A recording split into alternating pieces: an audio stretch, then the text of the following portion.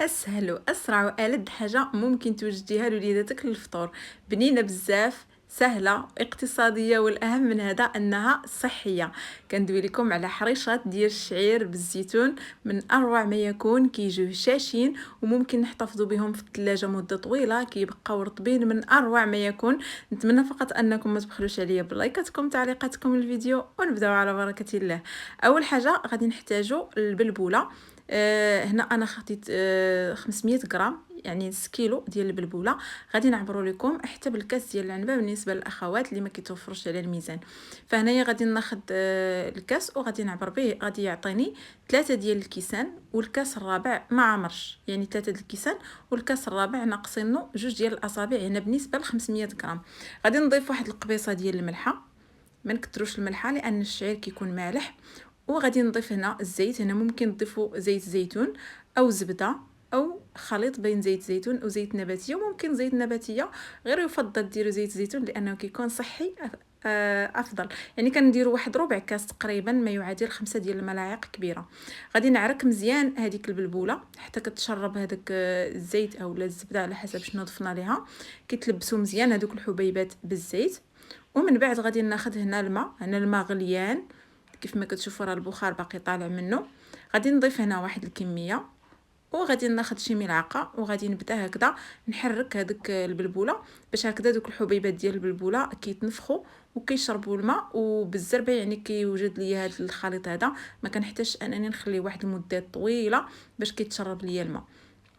صافي كنبقى هنايا كيف ما كتشوفوا بنفس الطريقه كنحرك. راه غير كنحركوا غير واحد شويه. هانتوما هنا راه ما قطعتش الفيديو، كنحرك غير بضع ثواني وكيبان لي بلي هذاك الماء اللي ضفت راه تقريبا تشربات هذيك البلبوله. كنعاود نزيد كميه واحده اخرى وكنحرك حتى كنكمل هذيك الكميه اللي عندي ديال الماء كلها. بالنسبه للكميه ديال الماء اللي كتشرب هذا نص كيلو هذا، فهي اطرو ديال الماء بالضبط. فانا كان عندي اطرو ديال الماء ضفتو كله. فهاد العبار هذا راه كيجي هو هذاك باش كيجيونا الحريشات رطبين. انا بالنسبه للبلبوله هنا اللي استخدمت البلبوله ديال الباكيه. غادي نوريكم من بعد لومبالاج ديالها، وممكن تستعملوا البلبوله العاديه. هنايا كيف ما كتشوفوا من بعد ما كنحرك كنغطي بالسلوفان ونغطي هكذا بشي صحن باش تطلق لنا هذيك البلبوله. هانتوما هذه هي البلبوله اللي استعملت ديال الباكيه. هنا الا كانت عندكم هذه البلبوله الغليظه او البلبوله البلديه كيف ما كنسميوها، فغادي ديروا معها البلبوله الرقيقه اللي هذا هو الشكل ديالها. ضروري الا بغيتو تخدموا بهذه البلبوله الغليظه ديروا خليط بين الغليظه والرقيقه. الا توفرت عندكم البلبوله المتوسطه اللي كتكون بالحجم ديال هذه ديال الباكيه، فممكن تخدموا بها غير بوحده. غير هو الغليظه كنخلطوها مع الرقيقه، المتوسطه كنخدموا بها بوحده. نتمنى ان الفكره تكون واضحه. هنايا بالنسبه لهادو راه هما كيف ما كتشوفوا كيبانوا الوانهم مختلفين، لان هذيك اللي كتكون كحله كتكون بلديه، هذيك البيضاء راها روميه، وهذيك اللي كتبان لكم مغمقه راه ديال الباكيه. صافي هنايا من بعد ما كدوز 10 ديال الدقائق تقريبا كيكون الخليط رجع على هذا الشكل هذا. فكتكون هذيك البلبوله تشربات هذاك الماء. انتم رانا باقي ما بردتش تماما، باقي شويه ديال البخار كيطلع منها. فكنحاول نحركها هكذا مزيان باش كتبرد شويه، لاننا بغينا نضيفوا لها الخميره. فباش ما تخسرش لنا في هذيك الخميره كنبردوها شويه. من بعد هنايا ضفت هذيك الخميره. هنا ضفت معلقه صغيره ديال الخميره مع تقريبا واحد 2 معالق اولا ربع كاس ديال الماء. غادي ناخذ هنايا واحد الكميه ديال الزعتر اللي وضعته في واحد المقله سخونه باش كيجيني ساهل انني نحكو هكا بين يديا. غادي نضيف ايضا واحد الملعقه ديال الكرويه. هاد الكرويه هادي راه كتعطي واحد النكهه رائعه للحرشه، بالاضافه للمنافع ديالها الكثيره بالنسبه للناس اللي كيعانيوا من القولون، كيعانيوا من الانتفاخ ديال المعده. صراحه فيها بزاف ديال الفوائد.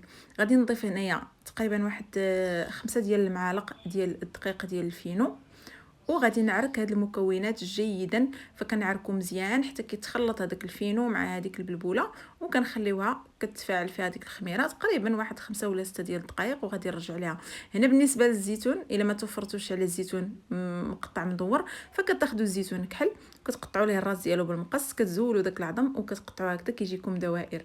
هنا صافي من بعد ما كملت غادي ناخذ واحد الكميه ديال الماء، شويه ديال البلبوله. هنا كنستعملوا البلبوله الرقيقه في التقراص باش كتجينا الحريشات ديالنا مقادين.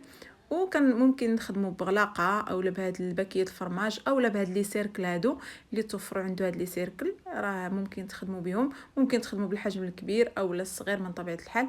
هنايا غادي نبدا ندهن يديا بالماء وناخذ واحد الكميه على حساب. الا كان سيركل صغير راه كنديروا الكره ديال العجينه غير صغيره، والا كان سيركل كبير اولا هذيك الغطايه ديال الفرماج كنديروا كره ديال العجينه على هذا القياس اللي كتشوفوا معايا. ضروري كندهنوا يدينا بالماء باش هذيك الكويره ديال العجينه كتجينا مقاده، وايضا هذاك الماء كيساعدنا على ان الحريشات ديالنا يجيو مذهبين ملي كنطيبوهم. كنوضع الزيتون هكذا كيف ما شفتوا في الوجه ديال الحرشه، ما كنخلطوهش مع العجينه، كنوضعوه في الوجه باش كيبقى لنا هذاك الشكل ديالو مزيان. ومن بعد كنوضعهم في هذيك البلبوله الرقيقه كيف ما كتشوفوا معايا. كنستمر هكذا حتى كنصايب واحد جوج ولا ثلاثه باش ما كنعمرش يدي بالبلبوله. فانتما كيف ما كتشوفوا الطريقه راه سهله بزاف. ومن بعد كنمرمدهم مزيان في هذيك البلبوله، يعني كنديرهم بلبوله من الوجه ومن الظهر ديالهم، ومباشره كنحطهم في المقله اللي حاطه حدايا. المقله كتكون بارده ما كتكونش سخونه، كنطيبوهم في المقله اللي هي بارده باش هكذا كيتحمروا وكيطيبوا لينا في نفس الوقت من الداخل.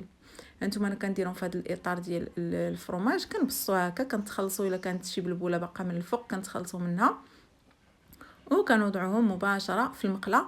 الا بغيتوا تخدموا بالسيركل راه كتحطوا السيركل ديالكم في المقله وكتحطوا هذيك الكويره وكتبسطوها. الجهه اللي كيكونوا فيها دوك القطع ديال الزيتون كنرجعوها من التحت لان غتكون هي الوجه ديال الحريشات ديالنا. صافي هنايا من بعد ما غادي نعمر هذيك المقله، راه عندي هنا المقله كبيره. الا كانت من طبيعه الحال المقله صغيره راه غادي ديروا فيها غير 3 ديال الحبات. هنايا المقله تبارك الله راه كتهز واحد الكميه اللي هي كبيره. فمن بعد ما غادي نعمرها غادي نوضعها فوق النار. هنايا النار تكون متوسطه، ما ديروش نار مجهده باش ما يتحرقوش لكم ويبقاو خضرين من الداخل، وما ديروش النار مهيله باش ما يجوش يابسين ويعني يبسوا عاد يطيبوا.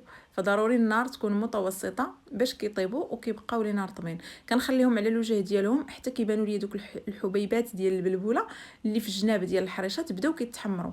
ما كنقيسوهمش وهما باقيين خضرين باش ما كيتهرسوش لينا، حتى كيتحمروا من التحت عاد كنقلبهم. ومن بعد من الوجه ديالهم راه بالزربه كيتحمروا لان المقله كتكون سخنات. صافي هنايا غادي نزولهم وغادي نمسح المقله بواحد المنديل اللي يكون فازق، ومن بعد كنحط فيها الحريشات الثانيين. هنا في هذه المرحله الثانيه كنقص المقله شويه باش كتهبط الحراره ديالها عاده، باش نعاود نجهد ليها ملي كنحس بها راه صافي بردات شويه عاده كنرجعها متوسطه. صافي هنايا من بعد ما طيبتهم كلهم كيكون هذا هو الشكل النهائي ديالهم. صراحه راه كيجيو بنانين بزاف، كيجيو هشاشين. ممكن نخليهم هكذا حتى كيبردوا وكنجمعوهم في واحد البواطه، كنغطيهم بواحد المنديل وكنوضعوهم في الثلاجه. ممكن يبقاو عندكم اسبوع في الثلاجه ما كيخسر لهم حتى شي حاجه. الوقت اللي بغيتوهم كتجبدوهم كديروهم في الاله ديال البانيني اولا في الاير فراير. ملي كتسخنوهم كيرجعوا بحال لا عاد جبدتوهم. نتمنى فعلا انهم ينالوا اعجابكم وتجربوهم.